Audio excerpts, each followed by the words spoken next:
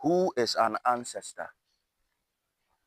Who is an ancestor, we ask. Many people have a very deep misconception about who an ancestor is. From religious point of view, from cultural point of view, even from a normal educational point of view, we have come to define ancestry as the dearly departed, those who came before us. But truthfully, within the Ansara school of consciousness or the Ansara thought or the Ansara philosophy, when we say ancestors, we refer to as everything else that supports the human existence that had to be there before the human being existed. It's an ancestor. We speak from the very origin of life, making the one creator the ultimate ancestor of all things and all life. This is the ultimate ancestor. Then we boil it down to the elemental divide. For the element of fire, earth, air, ether, water, from its cosmic dance, everything else in the universe, from the largest galaxy to the tiniest plant, evolved. This is what is known as the ancestors. That is, all that which existed, that support human existence, that has to be there before human beings exist, is what is known as the ancestors. And it is a host. The reason why we have come to terms with the dearly departed human beings as ancestors is because they had to be born before the new generations had to also be born. But let's take a scenario. If a grandfather buries a grandchild, does the grandchild becomes an ancestor to the grandfather? In a normal definition of ancestry, that is incorrect because the grandfather was born before the grandchild. And even though in many schools of thought within the African spirituality, an ancestor or anyone who is born is an ancestor returning, which is not always true, but for the sake of this teaching, we will call it so.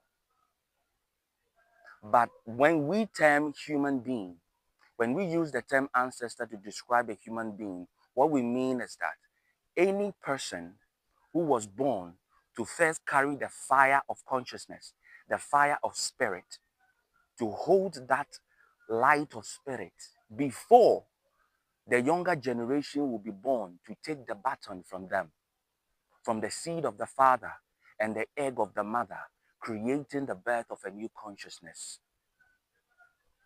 And if the one who held the fire of spirit in place for the new generation to take the baton from them departs or recedes or leaves his or her body into the astral realm, that being becomes the dearly departed and hence is regarded as an ancestor. Therefore, when the grandfather who first held the fire of spirit before the grandchildren came to take over from him is still alive and the grandchild passes on, that grandchild doesn't become an ancestor. Therefore, that definition we have always held for ancestry doesn't hold.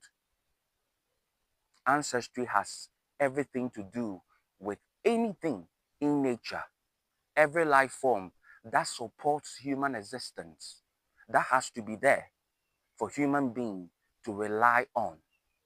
That is an ancestor, beginning from the very origin of life itself, from the elemental universe to the diversity of life. This is what is known as the ancestors. So the next time you pass by a plant, a herb, even an ant, these are the ones who held in place the ecosystem for human beings to survive on. They are our ancestors. This is the broadest definition of ancestors. Now, another aspect of ancestry has to do with the race of beings who had to exist in order to hold the divinity of man in place for this current generation of the human race to be born or to be created or to be seeded on this planet.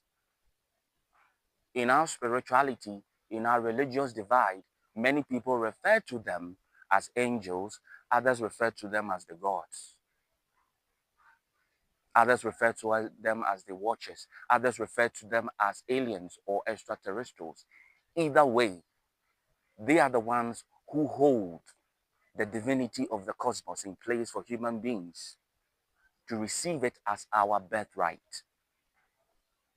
This is why in many spiritual circles, in the yogic tradition and in other mystical traditions, when we are dealing with the energy centers, you are told or you learn that these energy centers have certain divine energies operating through them. Within the Hindu system, you have gods and deities operating within the energy centers or the chakras. Why do you think that is so? The human divinity, the godhood of man, is centered on a host or a multitude of divine beings who come together to form the divinity of man. They too are our divine ancestors. So ancestors is not just the dearly departed. That is a very weak um, understanding of what we have come to term as ancestors.